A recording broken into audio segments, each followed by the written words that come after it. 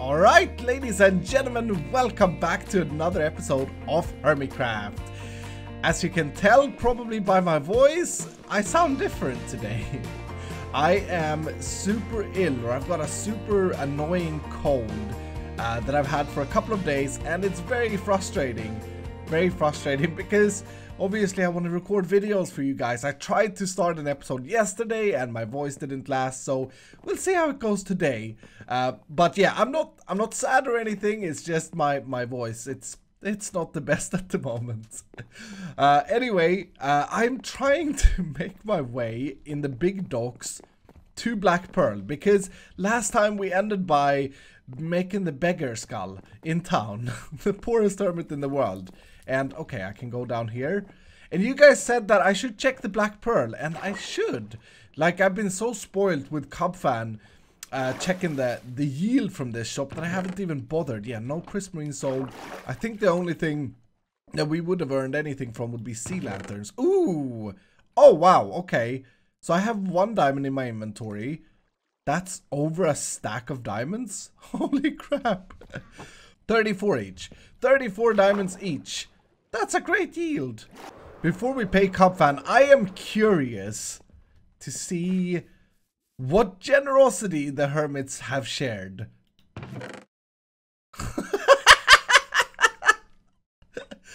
Of course, there's a freaking green head in here. I'm not surprised. That hurts my throat. Look, laughing like that. Now, one could say that my illness was a blessing in disguise because I went mining in our super mine and I found these bad boys. And this is over a stack of diamonds. I think it's a stack of 19 that I am to break down and hope for the best. So I have no diamonds in my inventory. I usually don't do this, but I'm kind of curious. Let's see how many I get. Take your guesses. We got 2 stacks and 57 diamonds. Yes! I'm no longer... That's the wrong shulker box. I'm no longer the poorest hermit. Check this out. 3, and I don't think I've ever been this rich. I don't think I've ever been this rich. I can literally buy the world. Well, yeah, I can't really buy the world. But I have diamonds now. That equals to 24 blocks of diamonds. Wow. Alright guys, so as I'm ill today and can barely speak, I think what I want to start the episode by doing here is I want to build the shulker box storage units. Because, yeah, this is going to be a repetitive task. It's going to be a lot of redstone.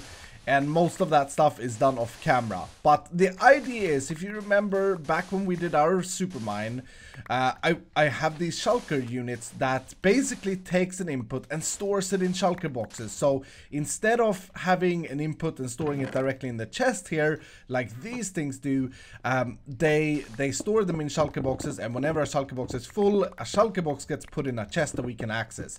And this is great for anything that you have a lot of: sand, dirt, cobblestone, stone. It then doesn't take up space in your array, and you can have so much storage of it. So yeah, that's what I'm gonna start by installing here for today's episode. It will probably take me a couple of hours because I don't remember exactly how they're done, and hopefully by then my voice has got a little bit better. But yeah, I'm not keeping my hopes up. This has been going on for a few days already. But that's what I want to do, because that basically completes the technicalities of this place here. So yeah, I've been advertising Beggar Skull a little bit here whilst I've been building this thing. Hopefully some people will like catch on and add stuff to the Beggar Skull. But I think I'm just done with this thing. I had enough resources, and I think those were the last pieces. I'm using El Mango's design once again. I'll put his video tutorial down in the description like last time. It is pretty simple to build this thing. It requires quite a bit of resources though, but it's all going to be worth it in the end. The one thing that I wasn't sure about was the placement, because I needed to, basically, we need to line up the input belt, which is this top hopper line here, with this top hopper line. And also, because this thing, like, the output chests have the same depth as the input for the shulker boxes. I didn't want that. I want to be able to hide all of the redstone, as you guys know. So I had to make an extension where the final chests are down in the floor here, and I think that was the best solution to do. Now, for this, we're going to need a crap ton of shulker boxes, and luckily, Python, who hasn't been online for a while and just logged off, came online and restocked his Pythonator shulker shop. So we're gonna take a flight. So let's have a look. I don't know the prices of this shop either. He said that he slightly lowered them. 2 diamonds, 6 diamonds for 2. Okay. So it is kind of expensive. But I mean, you guys know me. If I have diamonds, I like to spend them. Excuse me? Mustache man just walks in front of my face? That was the weirdest thing ever. Hey, you here to pay me my blocks of iron? Does anyone sell end rods? Yes, check this. I'm not gonna take him to an end rod shop.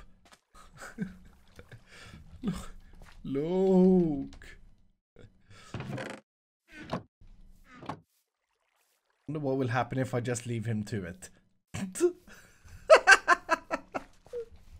Oh, don't go anywhere. Open the chest now. Put things in it. He's just looking at me with the biggest eyes ever. He looks like a little dog puppy. You look very shiny for a poor man. Oh crap. I'm not shiny. I'm not shiny anymore. Do I really? Check my clothes. Don't walk away from me. No, it failed. Dang it! And these are the few final pieces to this entire storage system. There we go. That will have completed it, I think. I think everything should be connected. I did connect up this system. I did put down shulker boxes or sorting for these. Let's see if I can remember. This is sand. This is smooth stone, cobblestone, gravel, dirt, netherrack, sandstone, and packed ice. And I still have 2 spots. I don't know what to put there, and no, I'm not going to put diorite and granite there. But yeah, I don't know what I want to put there, so I'll leave them open for now. The remaining thing with this storage system until we can use it is for me to install all the different filters. And there are quite a few of them, 104 plus 10. So 114 filters or item spaces, 104 plus the deep storage over there, if I counted this correctly. And what I gotta do is I gotta go in and put a filter in each one of these. Gotta figure out what items I want to filter through and what items I don't really care about filtering. And I think I just dropped an item in there. Yep. Oh, and then we have to build the extraction as well, or the end station. That is one thing. I want to have a burner so that I have an end station, but then I can flick a lever and it just burns the items in case it's just garbage, right? But yeah, I can access all of these. I made sure of that, so I can access all of the filters here and all the way around. I just got to figure out what I want to sort. And I think this is a very important thing when you do a storage system. It's not so much all the redstone or the technicalities, it's accessibility and usability. So what items would be nice to have sorted? Should we do all the different planks? Should I do all planks but birch, for example, because I know that I barely have any? What about the dice? Should the dice be sorted? All of that stuff needs to be considered. And then of course we have this row here where we can put in things that we don't need to sort through or that will take up too much space. This illness has been pretty good for me. I've been very productive. I decided to start putting up a design for this. I did the hard parts, like place these stairs, take all the chests down and place the stairs. And I wasn't even sure if I wanted to go with spruce, but I just went with it. And to be honest with you, where we're at right now, I think this looks pretty good. It's a good start. It's a great start, in fact. So we got the deep storage chest down here. We got the loading of shulker boxes underneath these trapdoors, which I think is fine. All the redstone is hidden, nice and neat, which I really like. I got a crazy idea. I don't think I want to use this even if it works the way I think it does, but I do want to see what happens. So the items, when filtered into the system, will travel up here. If they don't hit the right filter, they will continue to travel, and that's how it works, and then they will fall down. I thought it could be funny if we could visualize the items traveling. And this is something that, you know, I've thought about doing many times, but never actually done. So I want to see if we can, first of all, because I can't remember. If we put a comparator there, block there, and then a redstone lamp to indicate the item, so this will be lit when the item travels through. If I just repeat this process, I should get a result that shows me the item's locations. Okay, I placed all of these down. Let's see if this works. So I'm pretty sure it's going to work with one item, and the amount of filters I've installed, I think up to here somewhere we should see the items fall down. And yeah, this has no function. It's just a visual indicator, but it could be kind of cool. Let's see what happens. Yeah, there it goes. Okay, so the item is traveling, right? We're following that iron ingot. There's going to be a break here though, which is going to look a bit stupid because it travels around a bigger corner than we can see, but then it should, yeah, there it goes. Now it's there. And over here somewhere, we should see it like stop, like right, I'm gonna guess this lamp. Oh, that lamp. Okay, so there it dropped down. So now we know the iron is in here. Oh yeah, no, the iron is not gonna be, it's gonna be in the top chest anyway, but it's not gonna be here because it needs to backfill that the hopper behind there. If we send a few more items, the items will start dropping through. But okay, that I was kind of expecting that result. But what happens when we send more items? Because am I just going to see a stream of light being turned on at all times since we get so many items? Or is it going to give me a space in between them? Which we could achieve by having a slow clock, but then we would slow down the item speed. Yeah, that's kind of funky. So there's our 11 items traveling around. It looks like Snake.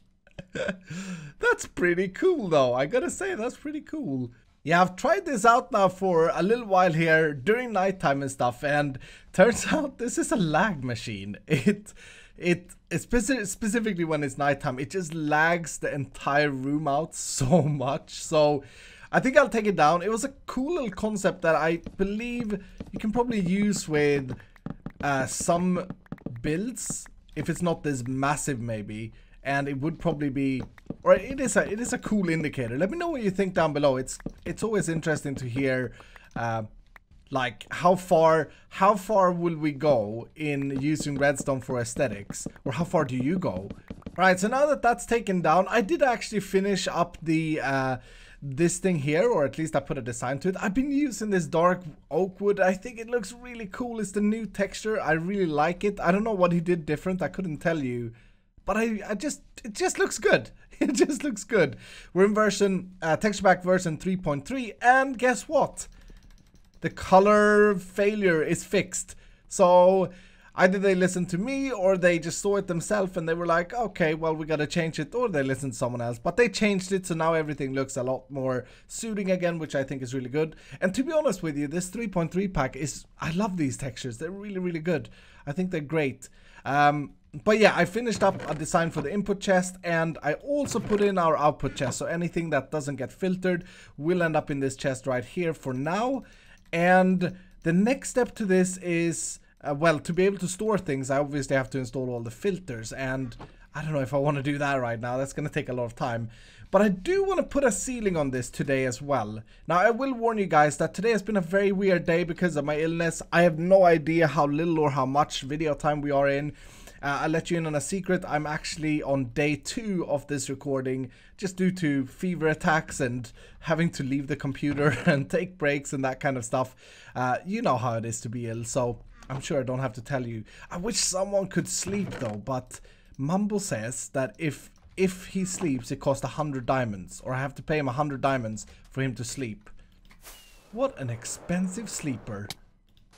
So I have measured this out a little bit, and the body of the Sphinx will cover all of this. We have to make him really long though, like ridiculously long. Hopefully it looks good. proportionate. The only issue with covering the redstone from the outside will be the arms, and you can see this redstone is kind of in the way. But the way we're going to solve that, and we can also do this for the rest of the place I assume, is we're just going to build the terrain up and make it... Oh, that was weird. Did you guys see how long that stayed there? Yeah, we're just going to build up the redstone, and I can't do things like that, but I can come out here and like make sure that the terrain is built up around the redstone when we get to that. But like I said, first things first, let's get a ceiling on this thing. And I'm thinking, this kind of to me feels like an epic hallway. So I'm going to put upside down stairs all along the path like this. Hello, zombie.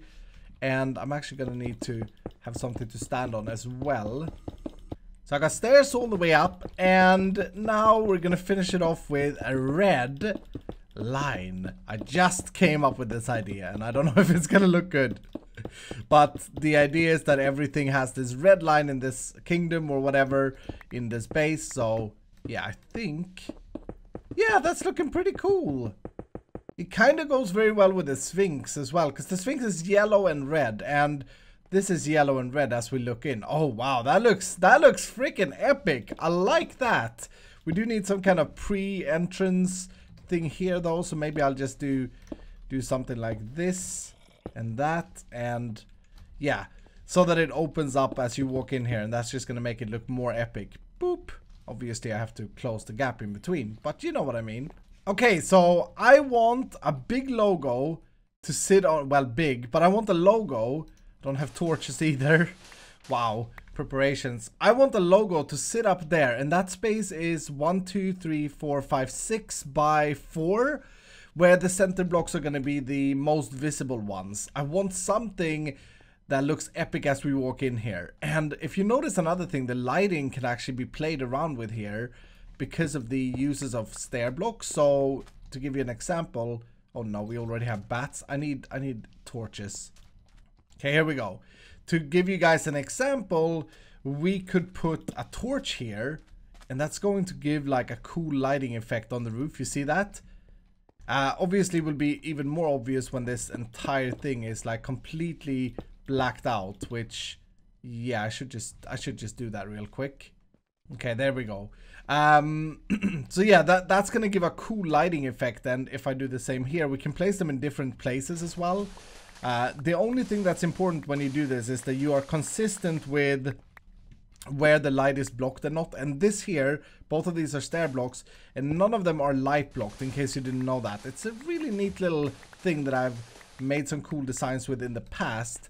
But if there's a full block like these sand blocks here, for example, they're gonna block the light and just make it consistent, or completely blocking it. But these two torches are gonna have two spots on the roof here, or ceiling. One is there and one is there. You see how the light is a little bit different there, and I should block this up as well. Oh my goodness.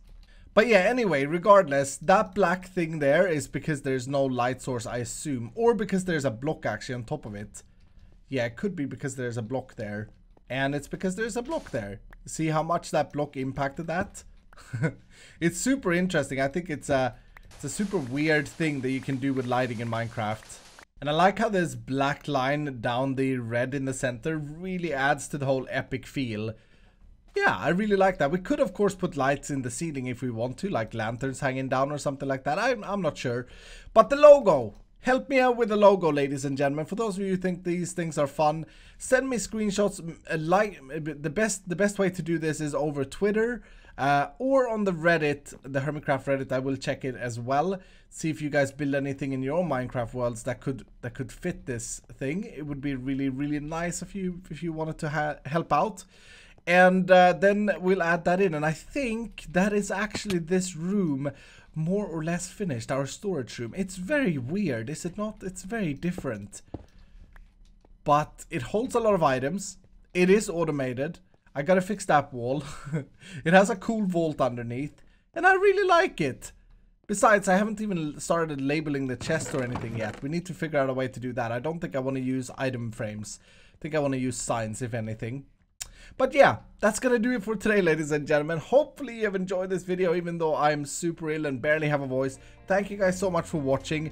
Have a fan-freaking-tastic evening. If you did enjoy the video, by the way, do hit the like button down below. And if you're new, consider subscribing. But I will see you dudes in the next episode.